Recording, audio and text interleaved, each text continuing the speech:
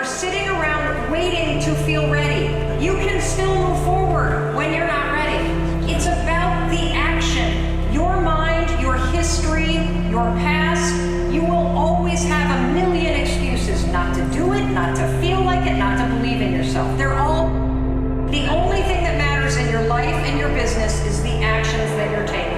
And the more consistently that you take action, the faster you will start to believe in yourself, because you will see proof that you are not the kind of person that sits around and feels unworthy, that you're not a victim that sits by and gets sucked into other people's stuff, that you're not that kind of person. So it won't make sense to believe it anymore, but it starts with action. Overcoming the old self allows us to become somebody else, and there is that period of transition. I call it the void, where there's just not a lot happening, and you just got to be able to keep going and continuously get to the end of your belief, where most people stop. We've been hypnotized and conditioned into becoming materialists. I think that we define reality with our senses, and I think that is one of the biggest delusions. So the fundamental question is, can you believe in a future that you can't see or experience with your senses yet, but you've thought about enough times in your mind that your brain has literally changed to look like the event has already occurred? Follow your dream, and don't be afraid to fail. You will fail sometimes. And you learn success by failure. Never give up. Every block down is a block up. Every misfortune is a fortune. Get off the porch. Don't give up. If you've got a goal in mind and someone can tell you not to take that goal and you believe it, you don't have a goal. Stay on course.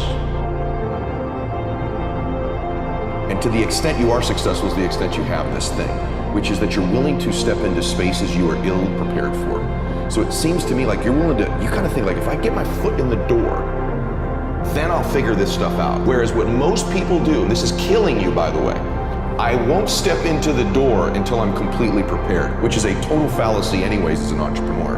Have a music career or an artist or anything great.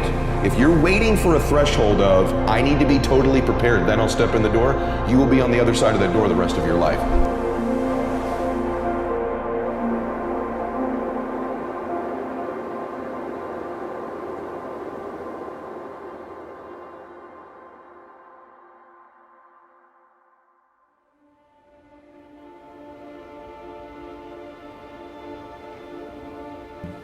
You're haunted by all the opportunities that you missed by not bringing your best at that time. When you could have won, but you didn't win because you allowed life to interfere with that one shot. That's greatness.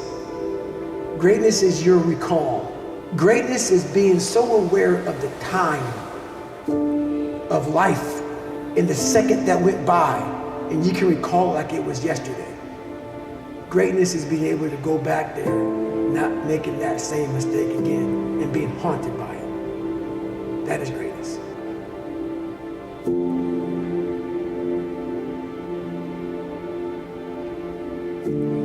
People have got to reject this notion that they have to be protected from the outside and putting all their time and energy into that. Be the change you want to see in the world. If you want to see people strong enough to withhold a better weight, then don't worry about trying to fix systems, just get tough. Watch how people respond to you. Watch how your kids look up to you. Watch how your family members look up to you. Watch how people turn to you and want help. We have an innate desire to get strong. We don't have an innate desire to have something else protect us. On the mental side of what's driving a lot of people not believing in that is we're just culturally reinforcing that, like, we're stuck, we're trapped, there's nothing we can do, that people don't understand that fulfillment has to be earned. You can't tell someone to just love themselves. You have to tell them how they earn self-respect. You have to tell them that doing hard that you don't want to do and doing it anyway, that's exactly how you gain self-worth. You can't just tell someone to feel worthy. That at some point along the way, we get confused. And we misunderstand who we are. We start building this false sense of self around all the stories and all the labels and all the things. And we start living our life that way. And we get confused about how life works, how we interact with life. And we start living much smaller than we really are.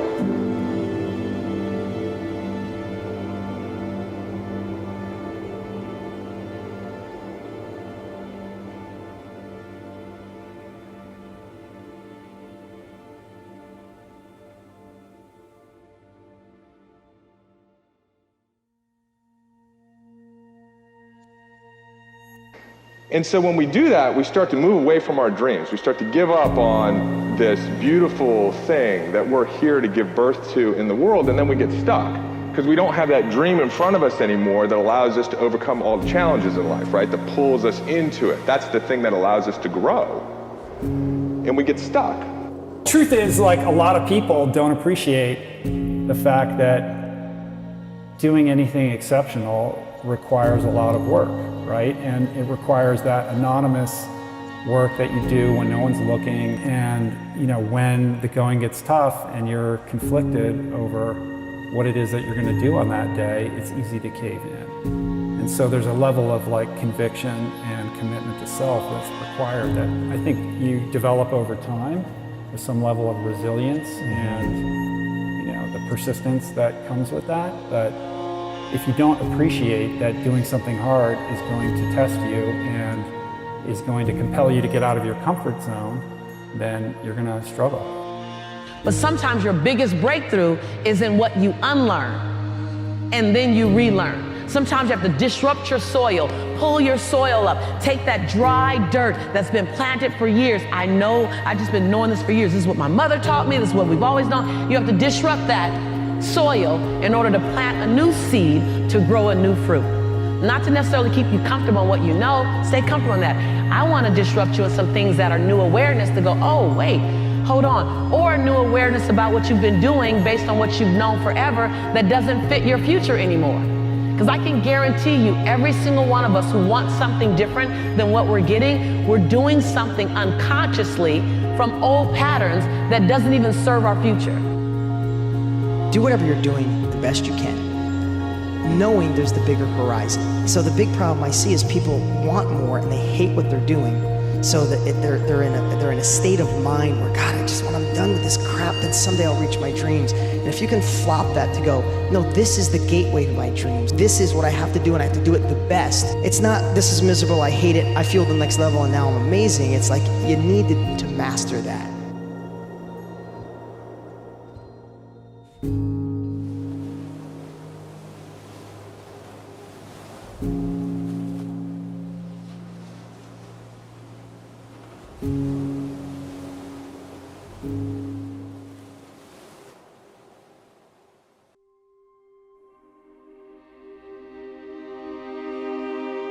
Living in the past, you're going to be depressed because you are rehashing things that happened to you that are not going to happen again. If you're living in the future, you're going to be anxious because you are anticipating what's coming or you're wishing for things that aren't happening yet. Being in the present moment is where you will have the greatest control and where happiness flourishes. We surround ourselves around people that make us feel great, that tell us what we want to hear. The second we put ourselves amongst the uncommon people, we don't like that feeling. I don't know, I lost my edge. What's going on? Because once you hit the top of the mountain, guess what happened? I'm good.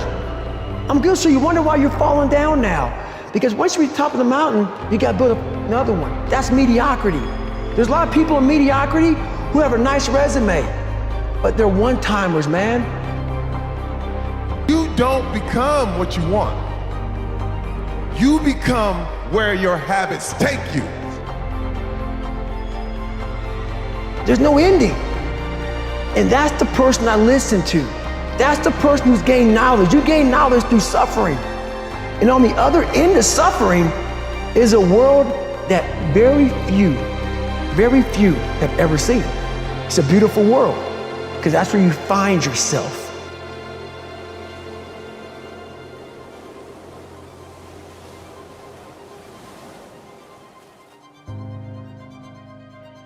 So it's the same thing with failure. It's how you use it. It's that drive inside of you, okay? It's what we talk about, the dark side. The dark side is filled with failure, but it's the fuel that burns you like something that's never burned inside you before. And this is the problem. It's the same obstacle. The difference is when you have a clear destination, the obstacles become easy to overcome. When you don't have a clear destination, you keep coming to a grinding halt. People want to feel that the effort that they're exerting actually are moving somewhere. And so successful measurement, successful recognition is not just for the steps you take. It's not just for the effort. It's that the effort you exerted moved us closer to where we're trying to get to. And that get to should be some crazy ideal. The magnitude of the reward you experience as you're moving towards a goal is proportionate to the importance of the goal. So that means the more important the goal you pick, the more possibility there is for that is life affirming. Fear fuels you. Fear lets you know, go get more information. Fear lets you know, stay up a little later and study. Fear lets you know, get up a little earlier. Fear lets you know, ask for help. Fear is informing you. It's not stopping you. It's just another emotion like love and compassion and gratitude. We just made it paralyze us.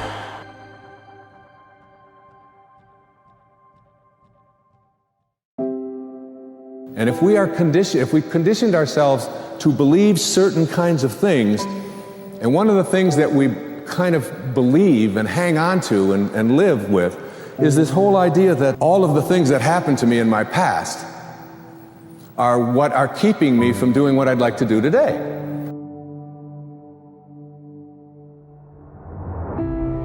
Be willing to go to the edge and not just lean over and feel the breeze and watch the people jump and watch them soar and look through the windows at all the people who are living great lives. Don't just go to the edge and feel it. Be willing to lean. Feel your heartbeat. Feel it. That lets you know you're alive. That lets you know you're okay. That is a formula for misery. And what we do in our life is we compare ourselves to the best day and the best picture on social media that we see of somebody else. We compare ourselves at different times in our lives too. You know, even if you're in a relationship, comparing your relationship in its 5th year to its 5th week isn't fair to that relationship. There's different stages in our life. So comparison is a pathway. There's pathways to happiness and there's pathways that lead us to unhappiness. One of those for sure is comparison. And it's an ego thing oftentimes with us. We're always trying to one-up things in our life. It's a matter, I think, really of being more present in the moment in your life and saying, I deserve to be happy right now. It has a very specific, universal formula. And that formula is work your ass off to get very good at something that you care deeply about, that allows you to serve not only yourself, but other people. That's it. Play to your own element. Don't try and perform someone else's expertly. Don't waste your time trying to live someone else's life. Be trapped by dogma.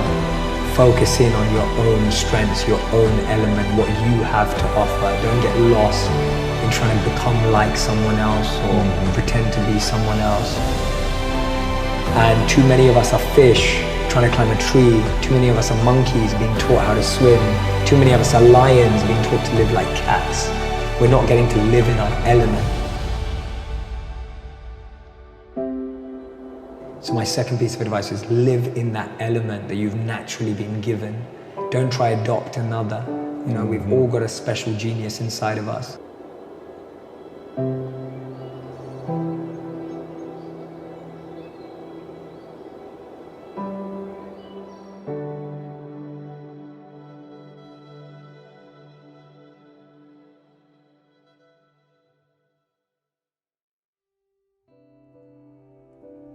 The fact that nobody's watching is utterly irrelevant to me. It has everything to do with myself.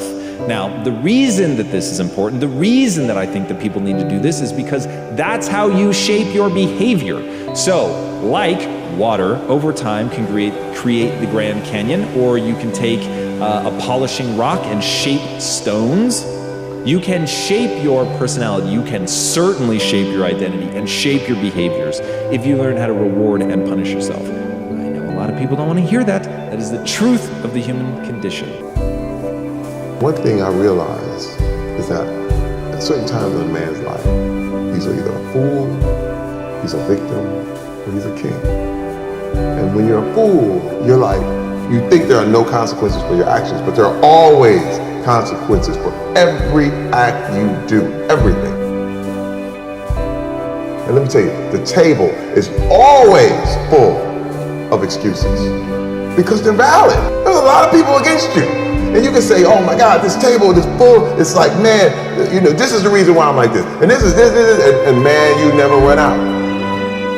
You have to accept whatever you are letting into your life, good or bad. You don't have to accept any of those excuses.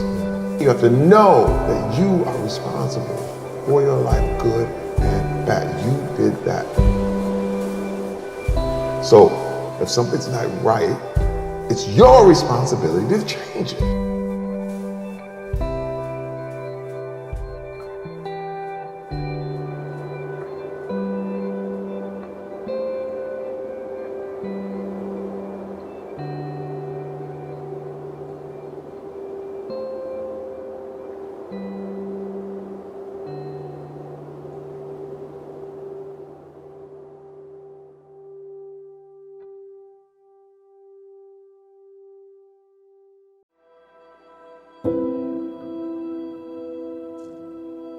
Humans are obviously incredible. Look at what we've created. It's outrageous if you think about who we were millions of years ago and where we are now. We're obviously capable of incredible achievements. We're also the most brilliant social animal on the planet. We're capable of cooperating and working on teams to a level that no other animal has ever reached. We are built to constantly compare ourselves to other people. We're always thinking of what the other person has and how we are in relation to them. Are we getting as much attention as that other person? It started off when we were children. Are we getting more attention than our siblings from our parents? So we're continually comparing ourselves in rank, in power, in status to the people around us. And this is deep force within us, and it's constant every day, every moment. You don't realize it, but you're going through that. And social media, it completely exacerbates this tendency in human nature.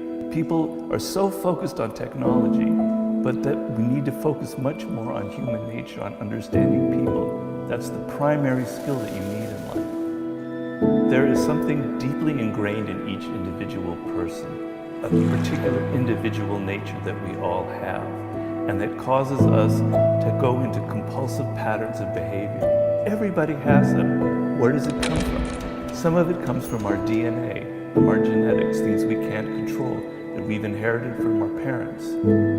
Some of it comes from our early attachments. And some of it comes as we get older and we interact with teachers and mentors and various people who create a certain way we view ourselves. If people keep telling us that we're not really worthy, that we're not good students, we internalize that and we end up becoming like that. So it's a mix of things. You know, each person has a mix of these qualities. The origin of wisdom, according to the Greeks, was know thyself.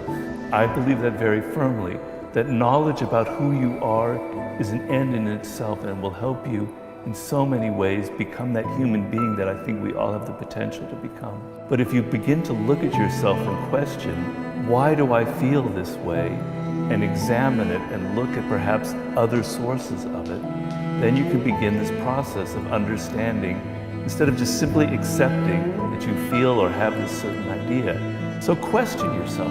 Stop assuming that everything you do is so brilliant and smart and right. And imagine that maybe your ideas don't come from yourself. Maybe you're feeling some political anger or whatever comes from the fact that you're just assuming it from other people. You're following things on Facebook and you're getting swept up in some viral emotion. You want to think that you're completely independent and autonomous, but maybe you're not as independent as you think. If you go through life thinking you don't have a problem, that you know who you are, that your relationships with people are fine, that everything is hunky-dory, then you're never going to be able to even begin to go into the process. So admit you have a problem. Admit you don't understand the people you deal with. When you admit that, now you're motivated to try and learn. If belief is a construct, then like any other construct, it can be manipulated and changed. And at any moment, this is so important, at any moment, you can choose to believe something new about yourself. Now, the weird thing about belief is as soon as you change that belief, it becomes true. Why that is, I will never quite understand. What weird quirk of human evolution has left us in a space where simply believing it makes it true? If you think you're dumb, guess what? You're dumb. Now, if you don't know this quote, live by it. One can have no smaller or greater mastery than mastery over oneself. That's Da Vinci. We humans are constantly emitting information about our real emotions. It comes out non-verbally. And you're not picking up these signals. You're so focused on people's words that you're missing this other reality, which is so incredibly eloquent. My meditation is all about emptying the mind, but it's impossible to empty the mind. So as you're meditating, thoughts come to you, anxieties, worries, resentments. I've trained myself to question where they are. Each time I feel anger at my sibling or my mother or friend for saying something that I misinterpreted, I go, that's your ego speaking. These people weren't saying something that was personal. You just have your ego, which is always getting in your way. Question it. So question my impatience, my frustrations, etc. Accepting people and loving them for who they are is an incredibly liberating thing. Now, you can't do that for everyone. Some people are so toxic and ugly that you're never going to reach a point where you're going to love them. But you can understand them. And in understanding them, you don't have to internalize the pain they inflict on you. We humans normally go through life kind of not accepting things. We want things to be different from the way they are. We want to have a better wife or husband. We want our children to be better. We don't like the political system. We want this sort of utopia to suddenly come about. We want people to be different. We want this, we want that. And to Nietzsche, that meant you are anti-life. You are against life because life isn't like that. Life is a series of facts. Life is what it is. You've evolved a certain way. Your reality is a certain way. It is what it is. You want to love life. You want to love fate. And what fate means, things happen to you you can't control. You didn't control who your parents are. You didn't control what city you were born into, what school you went into. You didn't control whether you were born rich or poor, right? There's much you can't control. That's fate. Accept it for what it is. Stop whining and stop going, I want something else. Embrace your world, your life.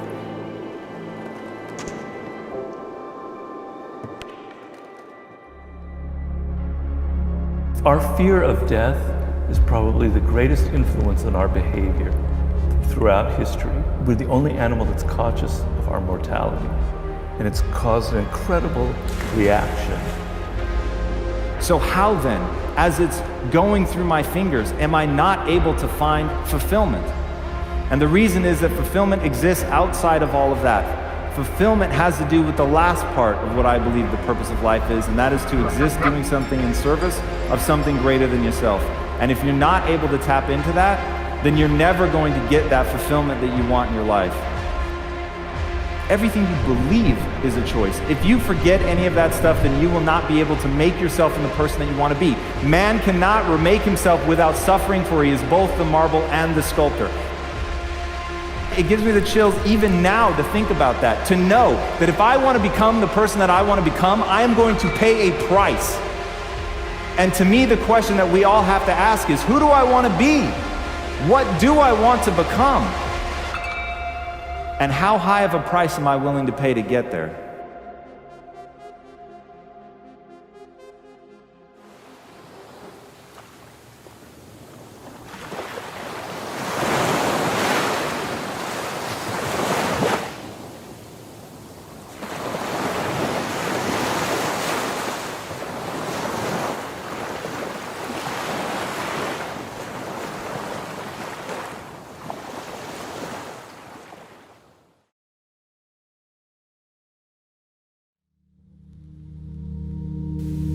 If life is beating you down and it's hurting you, and your internal dialogue is, man, I'm struggling, if you're failing, if you're falling out in life, if your mind is telling you, hey, we're in the fight, we're not going anywhere, you can't hurt me, no matter what you do to me, no matter what you bring on me, no matter how bad life is, I'm going to be right here standing right in the middle of the ring, and the ring is the ring of life.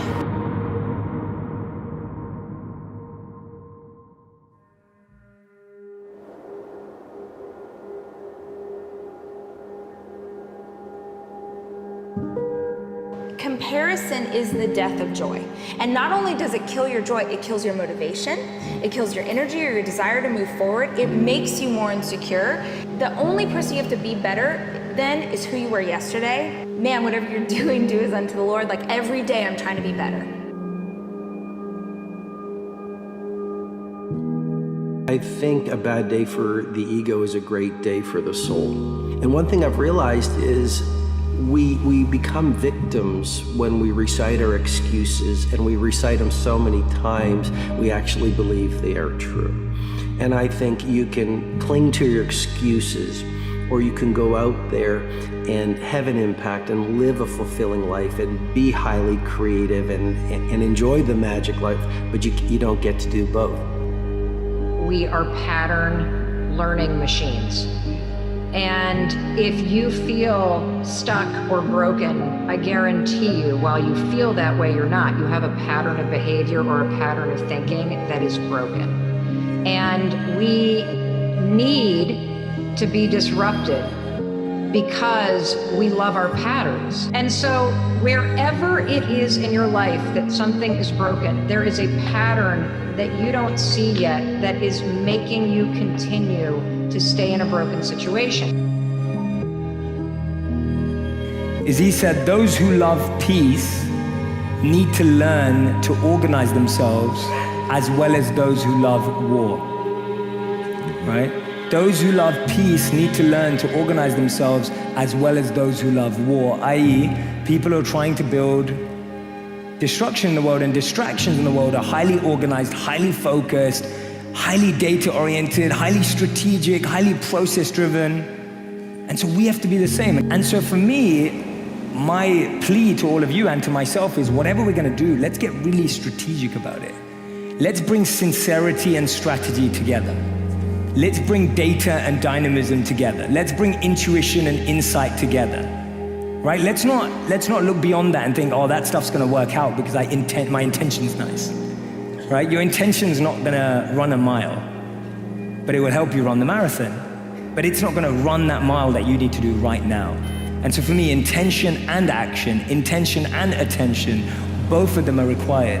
And so my recommendation is whatever your dream is, whatever you're inspired by, whatever you think is gonna have a positive impact on the world, bring both to that, right? Don't settle for one or the other. I'm just unbelievably passionate about people figuring out the framework, and then more importantly, figuring out why they're not doing the framework. And then more importantly, what are you trying to accomplish? That's the question, because we have to accomplish happiness. That has to be the goal. And if you actually pressure yourself to be happy versus pressuring yourself to be a success, then you have a totally different conversation with yourself. Then you have a totally different conversation with yourself. And when you start doing that for yourself, not to prove it to your spouse or your siblings or your parents or the people you went to school with, then it gets really good. It gets really good when it gets really quiet. And it's super quiet for me. Heart moves into this kind of rhythm. When you're feeling frustration, when you're feeling impatient, when you're feeling resentment, you are stepping on the gas pedal and energy literally leaves the heart. Now, you no longer believe in your future. You can't put your heart into your future. You can't trust the outcome because there's no energy there. It's being used and consumed somewhere else, so energy is leaving the brain as well. But once energy starts to move into the heart and it starts to beat in this rhythm, like banging a drum or dropping a pebble in water, pebble after pebble, the heart begins to create a wave of energy right to the brain. And then all of a sudden you see this wave. Brain gets this rush of energy, and that change in brain wave patterns, that change, that wave is carrying information. And the person starts to get a very clear idea. They see their future very clearly.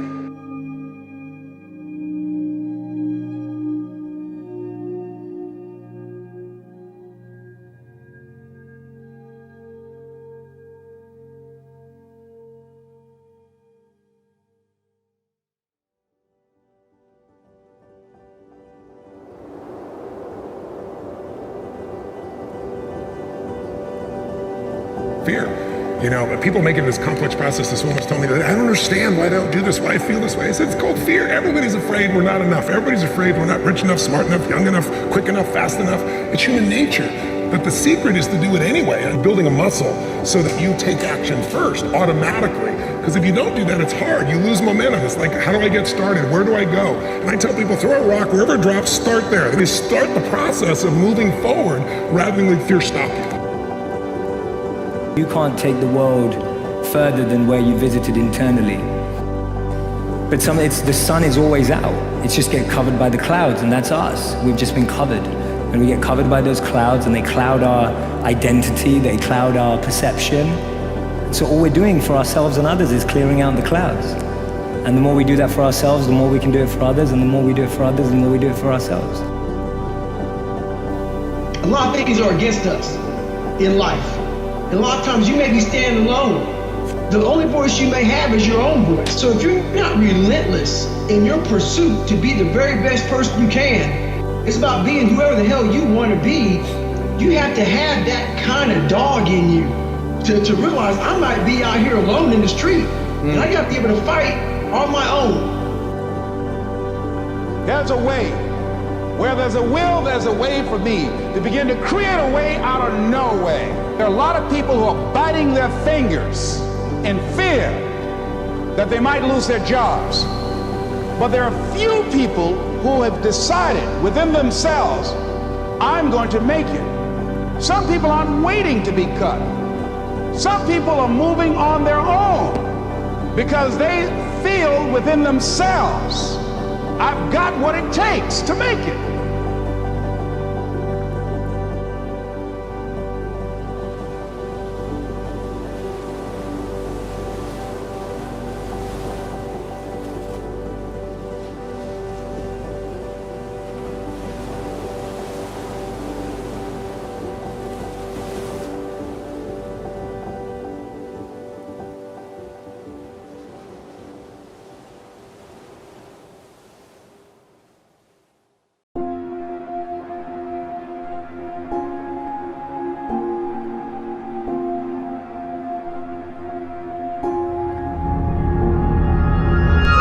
I'm not a conspiracy theorist at all, but I do know where public school came from. And public school was invented by factory owners who didn't have enough compliant factory workers. Do what you're told, go to the placement office, you'll get a job for 50 years, you'll be able to go home and watch TV, buy enough stuff you'll need a storage unit, and then you'll die. And the mistake, the problem, is that people are still seduced into thinking that what they're supposed to do is fit in more. And social media has made it worse, because there's this whole pack mentality of how do I fit in more, with small bursts of here's one quick tip for a flat stomach and 3 different ways to get rich, and you can learn to flip houses today and be a millionaire tomorrow. None of which work, right? But the combination of those two mean that people are starting to feel broken and bitter because the promise isn't being kept. So first of all, the screens themselves affect the brain, the developing brain. So the more times a kid spends watching screens, the more it depletes their dopamine receptors. And dopamine receptors are the ones that get implicated in addiction later on, the incentive motivation circuitry of the brain. Number one, the child develops an attachment relationship with the machine. So what we say about the digital media is, it's a good thing, but so is sex, and so is alcohol. But we don't give 2-year-olds alcohol, and we don't introduce 5-years-old to sexual practices. Why? Because they're not ready to handle it. So you give digital media to kids when they're old enough to handle it. When are they old enough to handle it? When they no longer rely on it to meet their emotional needs, but they use it for the function for which it was developed, which is information and communication. Those are legitimate goals. But when kids are immature and their attachment needs have not been met yet, they can use the digital media to meet their attachment needs, which displaces real human attachment. So what happens on Facebook? Kids have friends. What happens on Facebook? Kids like each other. These are attachment dynamics, except the friends are not real friends. Because a real friend is somebody who really knows you intimately and accepts you and supports you and wants the best for you. These Facebook friendships are highly conditional, as shown by the fact that when people displease each other, they defriend each other. And the likes are not real likes, because what is being presented on digital media is a simulacrum of the real self. It's a self-chosen particle of who I really am. That's what shows up on Facebook. And so people like a part of me. But how does that satisfy my need to be accepted and respected and loved for who I really am? It actually undermines it. So the digital media is the very opposite of genuine human contact. Now, can it be used that way? Sure. If you got 2 young kids now, and if you got parents who live in the United States, and those kids want to connect with their grandparents, what a great device Skype is or Zoom is. Where now they can connect. It's not just a letter. Anyway, that's a great way to connect. But who needs to be in charge of that? In other words, the digital media can be introduced to the child's life when the parents can stay in control of it. When the media takes over and the child has got this addictive relationship, the child is not ready for it. So we say, don't introduce it too early, number one, and number two, stay on top of it and you'll be in charge. Real teaching happens through personal contact, through engagement, through inviting and eliciting the kid's curiosity, through appealing to the child's increasingly sophisticated mind to hold complex ideas, contradictory ideas sometimes at the same time. Those depend on maturation, and that maturation depends on relationship with human beings. We know that screen time decreases happiness, decreases life satisfaction, and decreases self-esteem. We know that it enhances anxiety and depression. The Royal Society of Public Health published a study in June this year, June 2018, which found out that 63% of all Instagram users are unhappy. We know that anxiety and depression among the young increased by 70% over the last 30 years. And we know that since 2010, teen suicide climbed by 31%. So teen suicide is rampant. And today, it is the first time in human history that the leading cause of death among teens up to the age of 24 is suicide. Not any disease or not even accidents. And this is intimately connected to social media. I mentioned before that social media is a conditioning tool, not an addictive tool, but a conditioning tool, and that it uses relative positioning. But what are the emotions that are attached to relative positioning? Well, the first one is envy. Social media are constructed around envy, pathological envy. They are purveyors of pathological envy and amplifiers of pathological envy. And they quantify via various ranking algorithms. They quantify envy with likes, with retweets, so they quantify envy, and then they leverage envy to motivate you. In other words, they use envy to cause you to adopt some course of action. People confuse jealousy with envy, and here's the difference. Jealousy, these platforms encourage repeat use, repeat compulsive use. And now we know from psychology that only these kind of emotions, aggression, envy, hatred, only these kind of emotions encourage repeated use and repeated. So there is no way that they have designed these platforms without being aware that they must leverage these emotions to create addiction. 1 in 3 Americans are now officially obese. And until we create a world where, and hopefully the millennial generation will figure this out, we create a world where companies are all humanity plus. The fact is, a large number of companies exist straight up as an algorithm for generating profit. And these algorithms, I'm not saying these guys behind them are bad or wrong, I'm just saying the algorithm of the company is to generate profit at all cost. And these might be counter to where we want to take the human species. That we humans normally go through life kind of not accepting things. We want things to be different from the way they are. We want to have a better wife or husband. We want our children to be better. We don't like the political system. We want this sort of utopia to suddenly come about. We want people to be different. We want this, we want that. And to Nietzsche, that meant you are anti-life. You are against life because life isn't like that. Life is a series of facts. Life is what it is. We've evolved a certain way. Your reality is a certain way. It is what it is. And by pushing against it. You hate life. You want to love life. You want to love fate. And what fate means, things happen to you you can't control. You didn't control who your parents are. You didn't control what city you were born into, what school you went into. You didn't control whether you were born rich or poor, right? There's much you can't control, that's fate. Accept it for what it is. Stop whining and stop going, I want something else. Embrace your world, your life. Our fear of death is probably the greatest influence on our behavior throughout history. We're the only animal that's conscious of our mortality, and it's caused an incredible reaction. We're avoidant, we're anxious, we invent an afterlife, a heaven where we'll all go, right? Or today, we never see death. We never see people die in hospitals.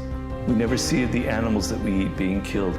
We have no confrontation with death personally in our life, completely disconnected from it. It makes us anxious and fearful, and that controls everything about our behavior. We become anxious and fearful about everything. So the ability to accept death and look it square in the eye and accept this is your reality, that you're not going to live forever, is very liberating. So amor fati is a step from turning your back, let's face this way, going, here's life, and oh, I hate it, I don't want it, blah, blah, blah, to turning around and facing it, going, I accept it, I love it, I embrace it, and it has a very powerful effect.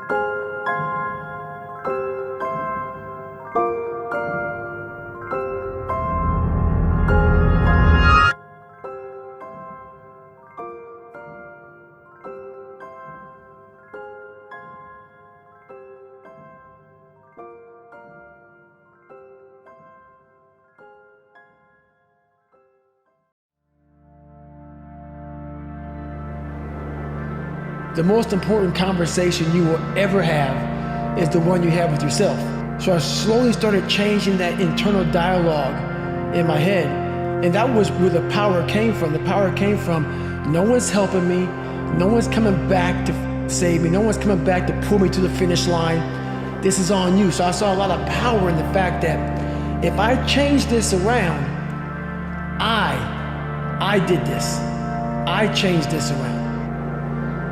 Secret to success, there's a system to success. And no matter what organization you become a part of, the system works if you work it. If you don't work it, it won't work. But it works if you work it. And that's one 4-letter word that most people don't like. They're not willing to work. Go in there hoping it doesn't happen. Why? Because they don't want to do the work. It's an aversion to most people's spirit. Is that, we are more than what we're demonstrating, that we've been sold this lie, that people are taught through school. And the truth is, everyone can do this too, and so much more. Applied towards creativity and focus and flow and problem solving and thinking and really overcoming the biggest challenges of their life and maybe even the world. The challenge is we were taught a lie. We were taught a lie that somehow our intelligence, our potential, our learning, our memory somehow is fixed, or creativity is fixed, or thinking is fixed like our shoe size. This is about transcending. This is about ending the trance that we're not good enough, that we're not smart enough, that we're not this genius, and telling the truth. And the truth is we're faster and we're smarter than we think. And not just to be able to memorize things, but be able to really solve significant challenges. And maybe that these challenges that we're going through are the lessons that we need to learn the most. And then some people who learn those lessons feel compelled to be able to share that voice with other people. So it's not just one candle, we just can set things ablaze. You gotta rise up. You gotta make your dreams a reality and live a damn masterpiece. You know this. Now, here's the thing. Couple things. You gotta make a decision. Listen to me. You gotta make a decision. What's the decision? What's the thing you came here for? Now we're at the moment. The clock is ticking. People say all the time, hey, life is short. Let me tell you something. Life can be long. You bury your dreams, you quit this, life gets long. See, time's relative. 2 minutes of you being with your sweetie, doing whatever you like to do with them, that can go by quick, right? What's about the last 2 minutes on a treadmill? Does that not seem like it goes by for like 4 hours, right? So if you're enjoying it, it's short. If it's painful, it's long. Life can be long. Happens when you screw up your intrinsic motivation. What happens, right? When you're not living with passion, purpose, regular access to flow, all of the things that Susan the Art of What's Possible are about, the tools that I'm breaking down. When you use them right, the result is Superman. When you use them wrong, or don't use them at all, if you're not using the organism the way the organism is designed to be used, the result is anxiety and depression. And we're in the middle of the largest anxiety and depression kind of epidemic in the history of the world. So it strikes me that there's a correlation here. Thought that I love, which says, you know who you are when no one's watching. Like what you do when no one's watching, that's who you are. You know when you're alone what you choose. And I think that really helps you overcome your ego, because when we reflect on ourselves when no one's around, that's when we're truly uncovering who we are. Are tired of feeling negative. You feel often that your own thoughts are the things that trip you up in life, that you wish that your mind were more positive. And what it means to be human is that your brain and your body want you to survive. Your brain and your body remember situations that scare the daylights out of you. Your brain and your body try to talk you out of anything that makes you feel risky. And your brain, given that it has been trained by situations in the past, and given that you allow it to worry all the time, you have a habit of doing it, if you're not careful and you're not deliberate, your brain will default to scary crap. That doesn't mean you're broken. It means that your brain is thinking something that's broken, and it's time for you to reset your mindset and pull it back.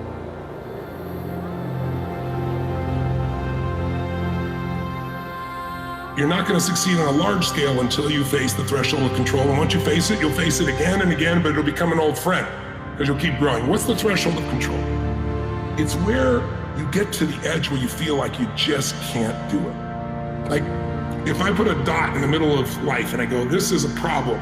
And if you have a comfort zone that says, that's within the things I know how to deal with, you'll handle it. But if this is the circle of what you can deal with and the problem is way out here, it feels out of control, like I don't know what to do.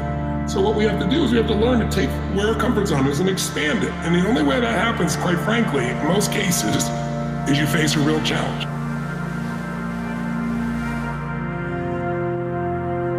You know, what's going on in the material world is totally, not the point. What matters is, do we have that vision of hope in our mind? Do we see a possible future for us to step into that will make our lives better? And as soon as you take away that vision, we don't know what to do with ourselves. And we despair, essentially. Is how we need to constantly be constructing these dreams and these visions for ourselves, and what happens when they're taken away. You need to visit it. Like people hate working out. You're only gonna visit working out maybe an hour a day. 23 other hours of the day, you're not in it. But how you become in shape is you must visit suffering, visit working out 1 hour a day. Visit suffering 1 hour a day. Visit your past failures 1 hour a day. The relationship with it is the answers are in there. They are in there. Within the suffering, go in there, and I call it the live autopsy. Change things, it transforms things, to make things better. When I said responsibility, with great responsibility comes great power. The most important thing to be responsible for is how you feel. And we are sometimes, we're thermometers. We react to the weather, if we're honest, the economy, to politics. We react to how people treat us sometimes. But is there a gap between how someone stimulates us and how we respond? Do we have choice? The difference between a thermometer and a thermostat, though, is a thermometer reacts to the environment. What does the thermostat do, though? Yeah, it regulates, right? It helps manage. It sets a standard or a vision or a goal, and then what happens to the environment? It raises to be able to do that. Is there a difference? And so that's where we're going back to responsibility. When we're talking about being responsible, the ability to be able to respond is how you feel about things and also how you focus on things. Fear is adaptive. You run from the unknown, run from challenges. So if you're living in survival, there's better chances of surviving if you run from the unknown. And by the way, when you're living in survival at the infinite potentials in the quantum field, you'll select the worst case scenario in your mind, and you'll begin to emotionally prepare yourself for the worst case scenario because you have better chances of surviving.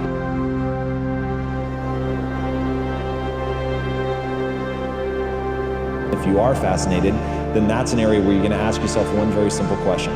Do I want to become the best in the world at that thing? The most important thing that passion will do for you, which is it's going to pull you through boredom, it's going to pull you through the hard times, and that's why it's really got to be something that you just are prepared to become great at. Because when you're prepared to become great, there's just these insane moments of boredom, repetition, and all of that. And if you have this burgeoning passion coming out of that, that's what's going to give you the energy to get through it.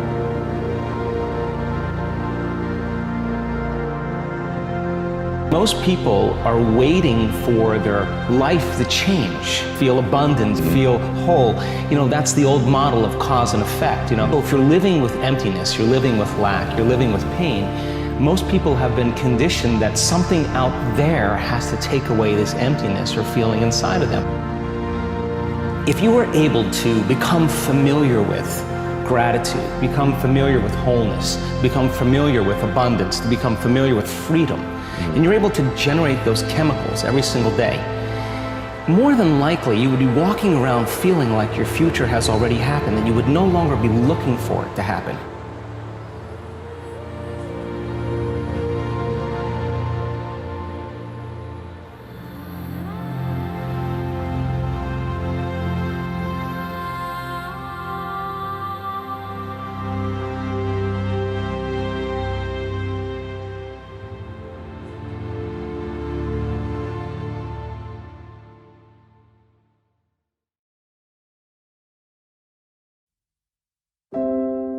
A decision is the first step. I think one of the biggest ways that all of us can hold ourselves back is listening to that nasty little lie inside our head that says, I'm not ready yet. I don't have enough experience. I don't have enough credentials. Who am I to do X, Y, or Z? And then we just delay. And before you know it, months, if not years have gone by and we haven't made any real progress. Well, the first thing I would say is, well, you should be afraid of taking risks and pursuing something meaningful. But you should be more afraid of staying where you are if it's making you miserable. It's like the first thing you want to do is dispense with the idea that you get to have any permanent security outside of your ability to contend and adapt. You're paying a price by sitting there being miserable. You might say, well, the devil I know is better than the one I don't. It's like, don't be so sure of that. The clock is ticking. If you're miserable in your job now and you change nothing, in 5 years you'll be much more miserable and you'll be a lot older. Resolve means it's done. It's like, it doesn't even if you took action, it's done inside you, so it's done out there. There's no question whatsoever. Then once you decide, the only way the commitment and the energy and the momentum continues is if you take immediate, massive what, my friends? Massive what? Massive action is the cure-all. Massive action is the cure-all. If you're having a difficult time with something, your relationship isn't where you want it to be, your finances are not where you want to be, your body's not where you want to be, your business is not where you want to be, you need to take massive action. And if that doesn't work, try something else. If that doesn't work, try something else. Keep going with massive action and you will find the way because it will give you momentum. The hard thing is taking the first step. Everything else is just persistence. And I've always loved that quote because it's so true. It doesn't mean that you're going to get it right. It doesn't mean that just because you start, you're going to win. In fact, most likely, the first thing you do, you're going to fail.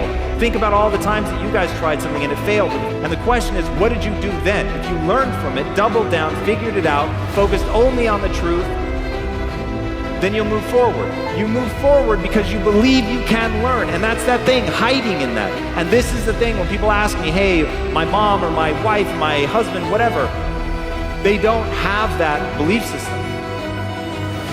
How do I get them there? The answer is you don't, until they are convinced that they can learn anything that they put their mind to, that their energies double down into that area of gaining skills will actually pay off with a real world ability to do something new. They're not going to act. I don't remember now, I'm not talking about what makes you happy. It's a luxury to pursue what makes you happy. It's a moral obligation to pursue what you find meaningful. A goal, we develop a vision and work towards it, and things inevitably get better for people. It's not a luxury, it's difficult. It's a moral responsibility, and it isn't happiness. It's not, the pursuit isn't for happiness.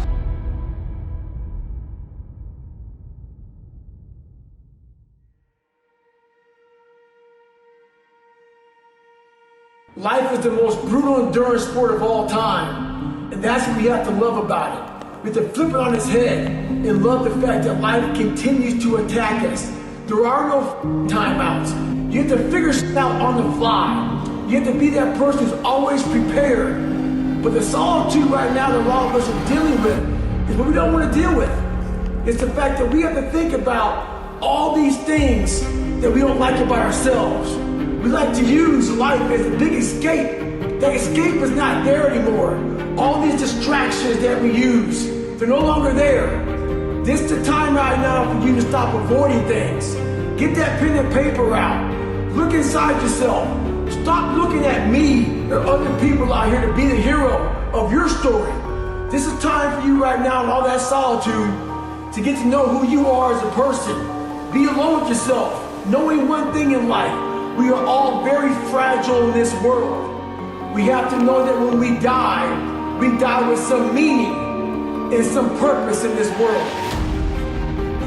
Is to generate a vision of, it's not a plan or a strategy, it's a philosophical vision. Justifies your life in some way that you deeply believe. It has to be that, and it can't be trivial because otherwise procrastination and instant gratification are going to rule you. So the first question you might ask yourself is, well, what would you need to gain? And you have to have a real dialogue with yourself to understand this. You have to take yourself warts and all, your useless, procrastinating, instant gratification seeking self, and you have to sit down and say, all right, you're talking to your inner badly behaved 6-year-old. It's like, okay, what is it that you would have to have in order to commit to something in the long run? What kind of vision of the future would justify sacrifices for you?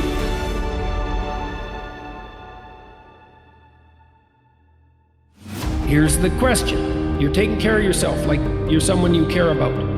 You can design a future that would be good for you if you were taking care of yourself. Write for 20 minutes. You can have what you want. It's 3 years down the road. You can have whatever you want. You have to aim for it and work for it. And you have to specify it. What is it?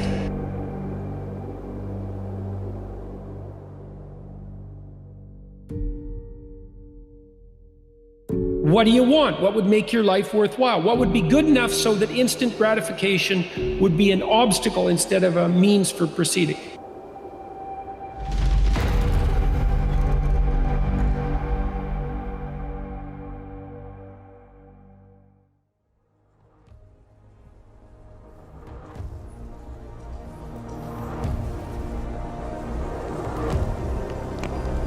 If you make a decision in a state without momentum, if you make a decision from a place where there's no passion, you are not going to get momentum. It'll kill momentum. It's decide, commit, and resolve.